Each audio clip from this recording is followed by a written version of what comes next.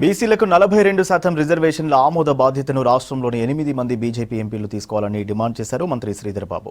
కరీంనగర్లో Satavahana urban development authority ఆధ్వర్యంలో నిర్మించనున్న commercial complex సముదాయ నిర్మాణ పనులకు మంత్రులు శ్రీధర్ బాబు, అడ్లూరి లక్ష్మణ్ శంకుస్థాపన చేశారు.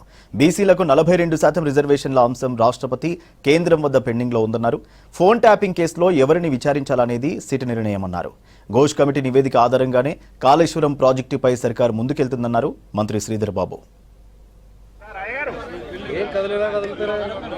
స్థానిక సంస్థల ఎన్నికలు కావాలని ప్రభుత్వం ఆలోచన చేస్తూ ఉంది. ఆ తరుణంలోనే ఈరోజు స్థానిక సంస్థలో కూడా 42% ఓబీసీలకు సంబంధించిన అంశం విషయంలో రాష్ట్ర ప్రభుత్వ పరిధిలో ఉన్న అంశం లెజిస్లేషన్ చేసే అంశం. మొట్టమొదటి రాష్ట్రం ఇది.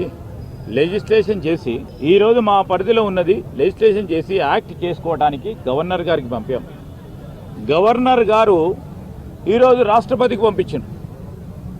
మేము అడుగుతా ఉన్నాం బీజేపీ వారిని, బీజేపీకి సపోర్ట్ చేస్తూ ఉన్నాం బీఆర్ఎస్ పార్టీని. ఈరోజు మీరు ఒత్తిడి తీసుకురండి.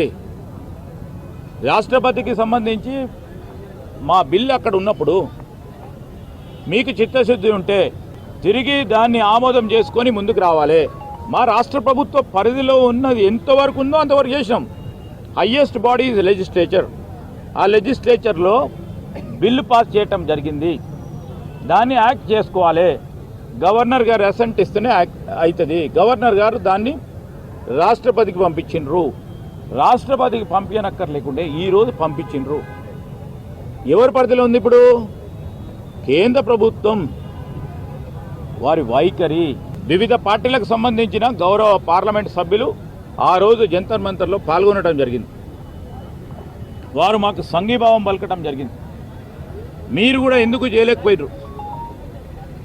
మీకు చిత్తశుద్ధి లేదని స్పష్టంగా కనబడతా ఉంది. మరో పక్కన బీఆర్ఎస్ పార్టీ వారు 10 సంవత్సరాలు ఏం చేసిండ్రు ఇప్పుడు మాట్లాడుతూ ఉన్నారే. మేము అడుగు, 1 అడుగు, 2 అడుగులు, 3 అడుగులు మాకున్న స్థాయిలో అన్ని అడుగులు వేసి ఈరోజు మేము శాసనసభలో, శాసన మండలిలో ఆ బిల్లును ఆమోదం చేసుకొని పోతుంటే 10 సంవత్సరాలు మాట్లాడిన వాళ్ళు ఈరోజు మాట్లాడుతామంటే ఓబీసీలు నమ్ముతారా? ఈరోజు మేము నడుస్తూ ఉన్నప్పుడు మాతో కలిసి రానుండే. ఈ అంశం అందరికీ సంబంధించిందని మాట్లాడుతూ ఉన్నారు కదా.